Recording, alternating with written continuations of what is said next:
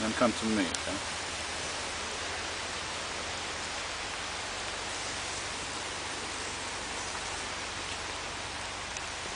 So this is a crystal, yeah? Yeah, this is a sodium iodide crystal detector for gamma radiation.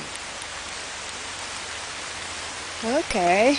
And we're here in Latvia, just behind the sand dunes, approximately 200 meters from the sea in Baltic. And we have a Buldury, which is, and we have a GPS which gives us our exact location here, which I haven't switched on now, but we've got it. And you can see from the spectrum here that we've measured. This is a gamma spectrometer made in East Germany. And from the measurements that we've made here, you can see this peak. Now this peak here is cesium-137 from Chernobyl. The peak there is a potassium-40 peak. And so it's possible to measure this peak in relation to the known energy of the potassium-40. To do that, I had to, because I haven't got a calculator at the moment.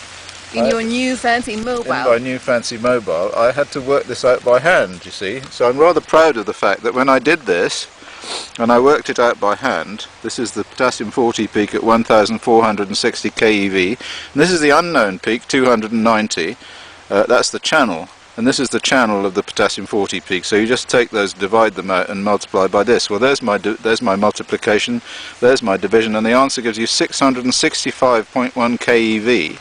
And the cesium peak is at 662 keV. So we know that that's cesium-137. Now isn't that astonishing? Because I can tell you that the amount of cesium-137 here is really quite large. I mean, given that Chernobyl was 20 years ago, more, we've still got a significant amount of cesium-137 here, even though the half-life of cesium-137 is 30 years. So that means no matter the fact that it all washed away and it's been dissipated by rainfall and all the rest of it, taken up by the plants, into the trees, so forth, we still have an awful lot of cesium-137 here in the soil. Now I'm going to have to cover these things up because of the rain. But I was shocked that it was it took only 3 minutes. Yes, it took only 3 minutes that's right. And it started to show the beep. Well, this spectrum here, the spectrum here that we have at the moment is one that has run Let's cover this for 1 hour, no, for approximately half an hour. It's raining. Because I was assuming that we'd have to leave it for half an hour to get any peak at all. Yeah, but it was actually, 3 minutes. After a few minutes it came up and it was quite clear. So it seemed quite obvious, even without doing this calculation, that there was a significant increase in And here is the most radioactive sea in the world, the Baltic Sea, where a lot of Chernobyl fell down. There it is, the horizon of it.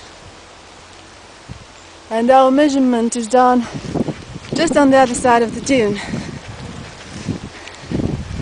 That's folks. That's real truth. That's real facts that we got here with Professor Busby.